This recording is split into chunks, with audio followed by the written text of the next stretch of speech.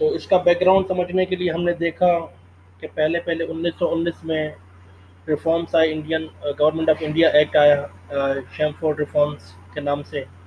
اس کے لیے کہا گیا کہ 10 سال تک اس کے ریفارمس بنائے جائیں گے. اس کے بعد 1927 میں سائمن کمیشن آیا. سائمن کمیشن کو کانگریس نے اور مسلم لیگ نے ریجیکٹ کر دیا. تو پھر نہرو نے اپنی طرف سے نہرو رپورٹ جب دیے، نہرو رپورٹ سے بہت سارے تحفظات تھے مسلم لیگ کی لیڈرشپ کو، اور اس کو اپوز کرنے کے لیے جنہوں نے پہلے تو دہلی مسلم پرپوزل دیے، ان کو بھی ریجیکٹ نہیں کیا گیا. تو کمپریہنسو الگ سے 14 پوائنٹس قائد اعظم کی طرف سے دیے گئے. اور اس کو ہم دیکھیں تو اس کو ہم 4 حصوں میں ڈیوائڈ کر سکتے ہیں. جو 4 چیزیں، 4 آبجیکٹو تھیں قائد اعظم کی، یہ کیوں کرنا چاہ رہے تھے، یہ اس کی ضرورت کیا پڑی تھی. یہاں پر to put things in perspective کہ ہم کیا چاہتے ہیں. ہم نے دیکھا کہ قائد اعظم ایک کانسٹیٹیوشنلسٹ تھے، اور وہ اپنی ڈیمانڈ جو تھے وہ constitutionally in the written form, in the form of a law منوانا چاہتے تھے برٹشرز کے ساتھ. اور وہ ایک ایسا قانون چاہتے تھے جس سے مسلمانوں کی حقوق کی پروٹیکشن ہو سکے. تو اسی لیے یہ کرنا بہت ضروری تھا. اور اسے ہم یہ بھی سیکھ سکتے ہیں کہ 14 پوائنٹس آف قائد اعظم جب قائد اعظم نے دیے تو ان کے دماغ میں کس قسم کا خاکہ تھا کہ فیوچر میں پاکستان کس قسم کی ریاست بننے جا رہی ہے. یہ بھی ہم سیکھ سکتے ہیں کہ کس قسم کی ریاست وہ بنانا چاہتے تھے، اور اس ریاست کے ساتھ ہم نے کیا کیا، اور آگے وہ کس قسم کی ریاست بن گئی. تو 4 آبجیکٹو تھے میری نظر میں قائد اعظم محمد علی جناح کے. ایک تو پہلا یہ کہ وہ مور پاور جو دینا چاہ رہے تھے، زیادہ پاور دے رہے تھے پروونسز کو. اس کی وجہ یہ تھی کہ سینٹر میں مسلم لیگ حکومت بنانے کے قابل نہیں تھی. ان کے پاس اتنی طاقت نہیں تھی کہ سینٹر میں حکومت بنا سکے مسلم لیگ. اسی لیے پروونسز کی سیاست کرنا چاہ رہے تھے مسلم لیگ والے، اور وہ چاہ رہے تھے کہ زیادہ پاور جو ہو، زیادہ اتھارٹی جو ہم اسرٹ کریں، زیادہ پاور جو ہم ایکسرسائز کریں، وہ ہم پروونسز میں کریں. تو پہلے یہ تھی کہ وہ زیادہ پاور دینا چاہ رہے تھے پروونسز کو. دوسرے کچھ انہوں نے پوائنٹس دیے ہیں مسلم ریپرزنٹیشن کے بارے میں. مسلم ریپرزنٹیشن کے بارے میں لکھنؤ پیکٹ میں ہم نے دیکھا تھا کہ کانگریس نے ایگری کیا تھا کہ سیپریٹ الیکٹوریٹ آپ کو دی جائے گی. بعد میں نہرو اس چیز سے مکر گیا تھا. نہرو نے کہا تھا کہ سیپریٹ الیکٹوریٹ آپ کو نہیں دیا جائے گا. 1/3 لیجسلیچر، سینٹر میں 1/3 ریپرزنٹیشن مسلمانوں کی ہوگی. اس چیز سے بھی نہرو مکر گیا تھا کہ 1/4 لیجسلیچر ہوگی، مطلب 25% ہوگی، 33% لیجسلیچر نہیں ہوگی.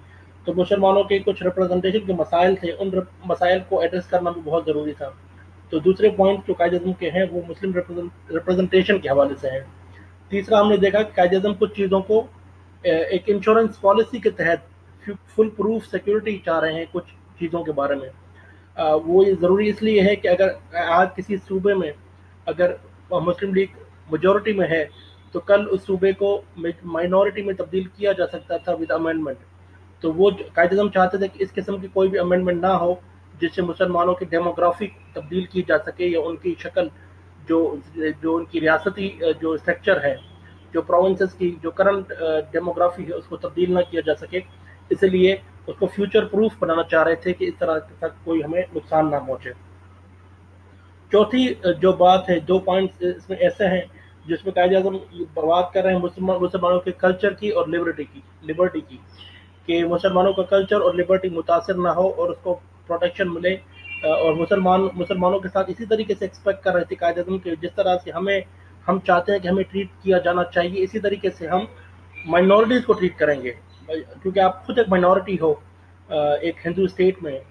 انڈیا میں Muslim League was a minority, مسلمان اور minority, and they expected to be treated with respect and dignity. اور وہ وہی سیم پروٹیکشن اپنی مائنورٹیز کے لیے ایکسپیکٹ کر رہے تھے کہ پاکستان اپنی مائنورٹی میں جب پاکستان وجود میں آئے گا تو اپنی مائنورٹیز کو بھی اسی رسپیکٹ اور اسی ڈگنیٹی کے ساتھ ان کے کانسٹیٹیوشنل رائٹس، ان کے پولیٹیکل رائٹس پاکستان پروٹیکٹ کرے گا. تو یہ 4 چیزیں، ایک پھر سے ریوائز کرتا ہوں، ایک مور پاور ٹو پروونسز، دوسرا مسلم ریپرزنٹیشن، تیسرا future proof of some questionable things, چوتھا safeguard of Muslim culture. تو اس کو ہم 1 بائی 1 پوائنٹس پر ڈسکس کرتے ہیں. یہ 4 موڈیبل چیزیں قائد اعظم ڈیمانڈ کر رہے تھے 14 پوائنٹس آف قائد اعظم میں. So 14 points of Qaid-e-Azam was protect the constitutional rights of the Muslims who lived in India. This presentation was given in March 1929. The main idea of the 14 points are presented below. The form of a future constitution should be federal. वफाकी हुकूमत होगी, एक federating units होंगे, उसके एक centre होगा, जैसे पाकिस्तान में आज फेडरल हुकूमत है 1973 कॉन्स्टिट्यूशन के तहत।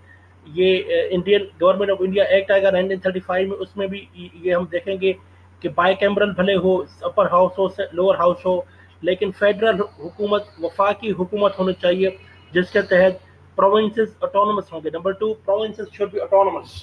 ऑटोनॉमी का बहुत बड़ा मसला है पाकिस्तान में आज तक कि प्रोविंसेस कहते हैं कि हमें ऑटोनॉमी नहीं मिली।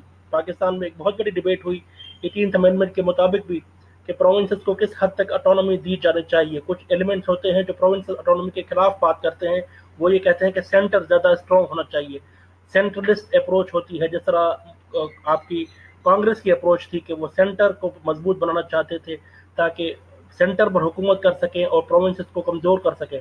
लेकिन कायदे ये चाहते थे कि वफाकी हुकूमत हो और उसके प्रोविंसेस से यूनिट्स हों और वो प्रोविंसेस खुद मुख्तियार हों, ऑटोनमस हों अपने फैसलों में, अपने वो सॉवरन हो अपनी डिसीजन मेकिंग में, उनको इंटरफेरेंस ना की जाए किसी तरफ से, सेंटर की तरफ से उनको दबाव न दिया जाए, वो अपने फैसलों में खुद मुख्तियार हों। Minorities should be represented on elected bodies such as legislature. Minorities should be represented on elected bodies such as legislature. Minorities का आपके पास कोटा होना चाहिए इलेक्शन में। अगर कोई इलेक्शन लड़ते हैं, क्रिश्चियंस हों, जूस हों या दूसरे माइनॉरिटीज़ हों, सिख हों, पाकिस्तान की हम आज के पर्सपेक्टिव में समझना चाहते हैं कि आप अपनी माइनॉरिटीज़ को कितने राइट्स देते हैं, कितने पॉलिटिकल राइट्स दे सकते हैं, वो इलेक्शन लड़ सकें, अपनी माइनॉरिटीज़ को प्रोटेक्ट। जिस तरह वही मैं आपकी बात कर रहा हूँ कि जिस तरह से आप ट्रीटमेंट चाह रहे हो कांग्रेस से कि आपको ट्रीटमेंट मिले, वही आप गारंटी भी कर सकते हो, वही आप गारंटी भी करना चाहते हो। यही प्रॉमिस था हमारा पाकिस्तान का कि हम माइनॉरिटीज़ के साथ वो नहीं होने देंगे जो हमारे साथ हुआ। अगर आप खुद एक माइनॉरिटी से जिस तरह की ट्रीटमेंट आप अपने लिए चाहते थे, इसी तरीके से आप अपनी माइनॉरिटीज़ के लिए ये ट्रीटमेंट चाहें कि आप उनको पॉलिटिकल राइट्स दें, उनको कॉन्स्टिट्यूशनल राइट्स दें, वो इलेक्टेड हों, उनके पॉलिटिकल राइट्स हों, वो अपने लिए आवाज़ उठा सकें, अपने लिए बात कर सकें और नेशनल डिसीजन मेकिंग में कंसेंसस के साथ अपने फैसले खुद कर सकें।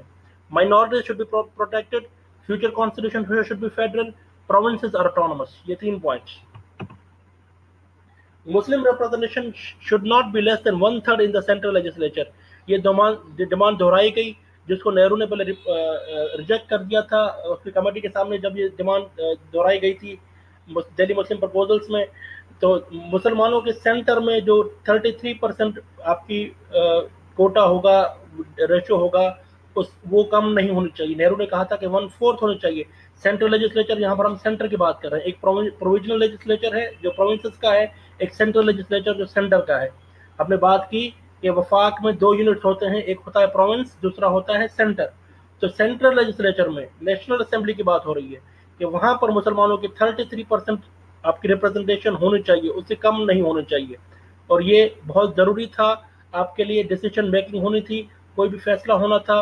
अगर आपके खिलाफ कोई फैसला होता है, उसको कन्फ्रंट करने के लिए, कोई भी साजिश आपके खिलाफ होती है, उसको ख़त्म करने के लिए आपके पास एक साइजेबल मेजॉरिटी आपके पास होनी चाहिए, एक स्ट्रेंथ होनी चाहिए कि आपके पास कोई भी बिल आपके खिलाफ पास न हो सके, आपके खिलाफ कोई भी कानून साजी न हो सके। इसीलिए 1/3 of the central legislature should be Muslims in the center. Communal groups should have representation by means of separate electorate unless they decide otherwise. यहाँ पर मुस्लिम लीग ने थोड़ी सी अमेंडमेंट कर दी है। पहले कहते थे किसी भी सूरत में हमें सेपरेट इलेक्टोरेट चाहिए। यहाँ पर कहा है कि कम्युनल ग्रुप्स जो होंगे, मतलब आपके फेडरेटिंग यूनिट्स जो होंगे उनको, या कम्युनल ग्रुप्स जैसे क्रिश्चियंस हैं, जूस हैं, या हिंदूज हैं, या आपके सिख्स हैं, दूसरे माइनॉरिटी ग्रुप्स हैं, उनके पास ये राइट होना चाहिए कि वो सेपरेट इलेक्टोरेट के मुताबिक अपना इलेक्शन लड़ सकें। अदरवाइज अगर वो डिसाइड करते हैं कि वो कुछ और करना चाह रहे हैं या जॉइंट इलेक्टोरेट में जाना चाह रहे हैं, तो ये डिसीजन भी उनके पास होना चाहिए, ये फैसला किसी और को नहीं करना चाहिए उनकी मदद से। Muslim majorities should not be impacted in the Punjab, Bengal and Northwest frontier province by the distribution of land. ये डेमोग्राफी चेंज नहीं होना चाहिए। ये पंजाब में, बंगाल में, नॉर्थ वेस्ट फ्रंटियर में जो स्टेटस है, जो भी पॉपुलेशन है, उस पॉपुलेशन के साथ छेड़छाड़ नहीं करना चाहिए। डिस्ट्रीब्यूशन ऑफ लैंड के जरिए आप मुसलमान की मेजोरिटीज के साथ کھلواڑ نہ کریں، کوئی بھی آپ ان کے ساتھ مینیپولیشن نہ کریں، کسی بھی قسم کی آپ ان کے ساتھ ایسا کام نہ کریں کہ وہ میجورٹی مائنورٹی میں تقسیم ہو جائے. یہاں پر کیا کر رہے ہیں وہ آپ کے فیوچر پروف کر رہے ہیں ایک کام کو کہ جو ہمارے پاس ابھی تک ہمارے پاس جو میجورٹی موجود ہے بنگال میں پروونس میں، بنگال میں، پنجاب میں اور نارتھ ویسٹ فرنٹیئر میں، وہ انٹیکٹ رہنی چاہیے. ریلیجیس فریڈمس مسٹ ایگزسٹ، یہ کہا قائد اعظم نے کہ جس کے پاس جو بھی ریلیجیس فریڈم ہے، اگر ہم ہندوستان میں دوسرے صوبوں میں جہاں پر مائنورٹی میں ہیں تو وہاں پر کانگریس کی طرف سے جو پالیسیز آئیں آگے چل کے ہم دیکھیں گے 1937 کے الیکشنز میں جب وہ حکومت بنائی انہوں نے تو اینٹی مسلم سینٹیمنٹ آیا، اینٹی مسلم لاز آئے. تو ریلیجیس فریڈمس مسٹ انٹیکٹ رہیں، ہر کسی کے پاس آزادی ہے اپنے مذہب کو ایکسرسائز کرنے کی، اپنے کلچر کو ایکسرسائز کرنے کی، اپنے فیسٹیولز کرنے کی، اپنے ریچولز کرنے کی، اور یہ آزادی کوئی ہم سے چھین نہیں سکتا کیونکہ ہم ایک نیشن ہیں. No bill should be passed if 3/4 of the community opposes the bill. اگر کسی بھی کمیونٹی کے خلاف کوئی بھی بل پاس ہوتا ہے، اگر 75% آف دا کمیونٹی اس بل کے خلاف ووٹ دیتی ہے تو وہ بل پاس نہیں ہونا چاہیے. یہاں پر بھی دیکھیں فیوچر پروف کر رہے ہیں، اپنے فیوچر کے بارے میں ایک انشورنس چاہ رہے ہیں قائد اعظم کہ ہمارے خلاف اگر کوئی بل پاس ہوتا ہے سینٹر میں یا پھر پروونسز کی بات ہو رہی ہے میرے خیال میں یہاں پر کہ 3/4 مطلب 75% کمیونٹی اگر اپروو کرے تو وہ بل پاس ہونا چاہیے، اگر اپروو نہ کرے تو وہ بل پاس نہیں ہونا چاہیے. Sindh should be separated from Bombay presidency, یہ ڈیمانڈ بہت مقبول ڈیمانڈ تھی اور اس کی وجہ یہ تھی کہ سندھ کا اپنا کلچر تھا، اپنی لینگویج تھی، اپنا رہن سہن تھا، اور دوسری وجہ یہ تھی کہ سندھ بمبئی سے بہت دور تھا، ہیڈ کوارٹر سے بہت دور تھا. اسی لیے سندھ کے بارے میں کہا گیا کہ سندھ جو ہے وہ آپ کے بمبئی پریزیڈنٹ سے الگ ہونا چاہیے. Reforms in the northwest frontier and Balochistan should be introduced in the same manner as reforms in other provinces. تو سوال یہ اٹھتا ہے کہ بلوچستان میں اور خیبر پختونخوا میں یا نارتھ ویسٹ فرنٹیئر میں ریفارمز انٹروڈیوس کیوں نہیں ہو پائے تھے. نارتھ ویسٹ فرنٹیئر جو ہے آپ کا وہ آیا تھا، اس کو صوبہ بنایا گیا تھا 1902 میں، تو وہاں پر ریزسٹنس بہت زیادہ تھی، وہاں پر ریبیلین بہت زیادہ چل رہی تھی، تو اسی لیے نارتھ ویسٹ فرنٹیئر کو یہ اسٹیٹس نہیں دیا گیا تھا پروونس کا اور وہاں پر ریفارمز انٹروڈیوس نہیں کرائے گئے تھے. تو اسی لیے برٹش نے کہا تھا کہ ہم یہاں پر پولیٹیکل ایکٹیویٹی جو تھی وہ بین تھی، وہاں پر پالیسی یہ تھی کہ سپریشن کی پالیسی تھی، وہاں پر ان کو پولیٹیکل رائٹس نہیں دیے جا رہے تھے، اسی لیے وہ انٹروڈیوس خیبر پختونخوا میں نہیں ہو پائے.